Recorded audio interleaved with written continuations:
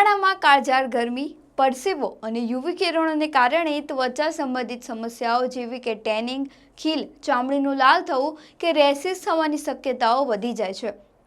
તેથી ઉનાળામાં ત્વચાના રોગોથી બચવા માટે કેટલાક સરળ અને અસરકારક ઉપાયો જાણી લેવા ખૂબ જ જરૂરી છે। બહાર નીકળતા પહેલા હંમેશા સનસ્ક્રીન લગાવો અને ત્વચાને હાનિકારક યુવી કિરણોથી સુરક્ષિત રાખો। દિવસમાં ઓછામાં ઓછા 3 થી 4 લીટર પાણી પીવાનું ન ભૂલતા અને શરીરને હંમેશા હાઇડ્રેટ રાખો।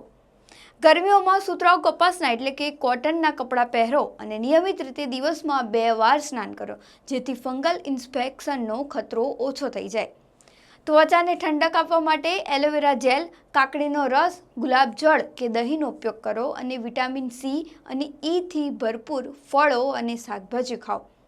જો ત્વચા પર ખંજવાળ, લાલાશ કે ફોડલી જેવા લક્ષણો દેખાય તો તરત જ ત્વચાના ડૉક્ટર ડર્મેટોલોજિસ્ટનો સંપર્ક કરો।